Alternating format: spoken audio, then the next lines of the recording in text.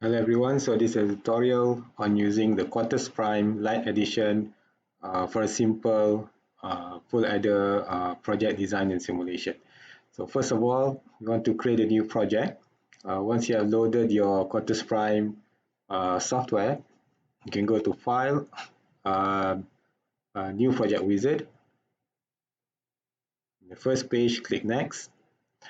This is a quite important page. Make sure you have read and write access to the directory of the project. So in my case, I will put my project at different location. I will put inside my Quartus directory, and I'm going to call I'm going to select this folder, and I'm going to create another folder inside here. I'm going to call it the N2 test. And the name of the project is N2, so we're going to test a single AND gate. Next, and we're going to create directory N2 test. Empty project. Next, and here we're going to select the device. So in this case, we are just going to design and run the simulation, not to target any particular device. So I'm just going to click next. And here we click next, and then finish.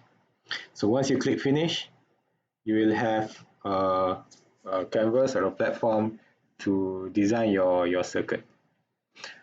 Okay, so the first step is to go to File, New, and on the right side here, click on Block Diagram Schematic Fly and click OK. So double left click on the canvas will bring up the symbol where we can find our gates. So if you go to Primitives, Logic, you can find our 3 input AND gate, 4 input, and 2 input. So you can insert this. Another way is to click the symbol tool on the top, symbol tool, and we can also reach and get our logic N2, and then we click OK. So put it in the middle, press escape. Now we have our AND gate there. Okay, so we can zoom in a little bit. Okay, next we need to put the input output pins. So input output is right here. So we can put our first input, second input for the second input of the AND gate, and then we can click the output for the output of the AND gate. I'm going to call this A, here we're going to call it B, and here we're going to call it X as the output. Now when you make the connection, just move your mouse near the edge of the pin, hold your left mouse button and just drag down and stop at this location. Okay, and put your mouse button back on the edge of the wire, drag and stop exactly right there. We have a nice connection from the input pin to the gate. And let's make the second pin. So just click there, and that. Okay, and then hold the left mouse button, and if we do like this, there could be an error. You can see that it's not so clean.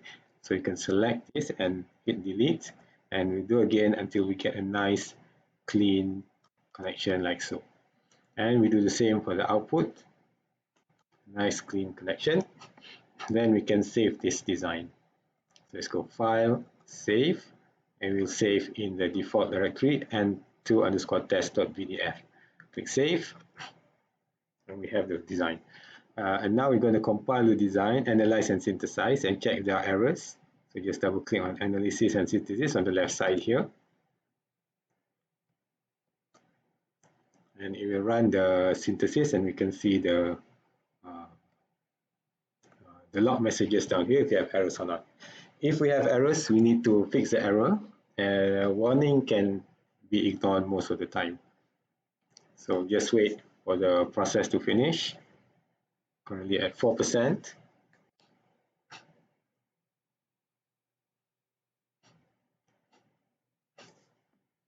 Okay, seems to be done. and 0 errors and 1 warning. So the warning normally we can ignore. Now we have done the design, so just double click, let's bring this down a little bit.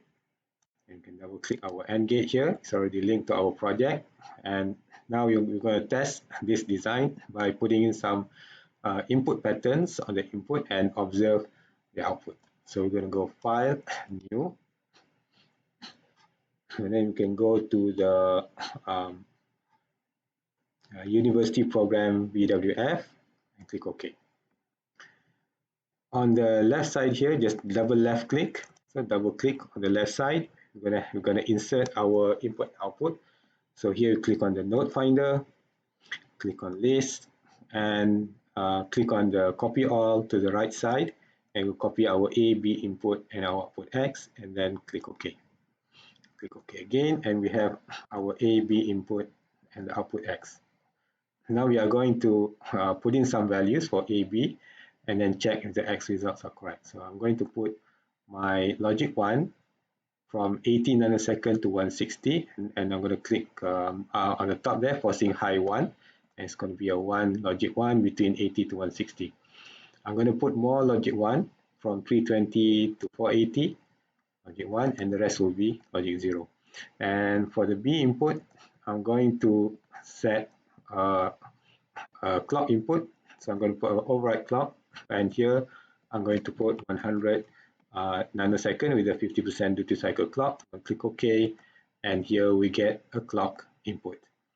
So for our AND gate, we can expect that if both A and B are both 1, therefore the output 1. So we expect the output to be 0 all the way until here, until 80, and then it go 1 for a few nanoseconds, and then 0 again, and 1 back here. Okay, so to run the simulation, we need to go to Run Functional Simulation. So simulation, run function simulation, we click OK, save the waveform, and the simulation script will be running.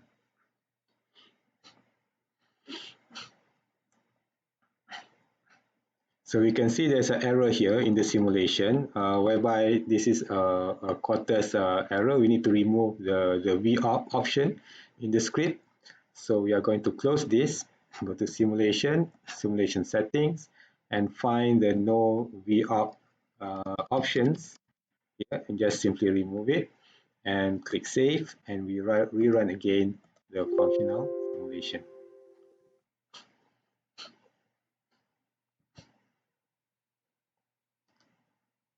Okay, so the simulation is done, and we can check that if A is 0, B is 0, the answer is 0, which is correct.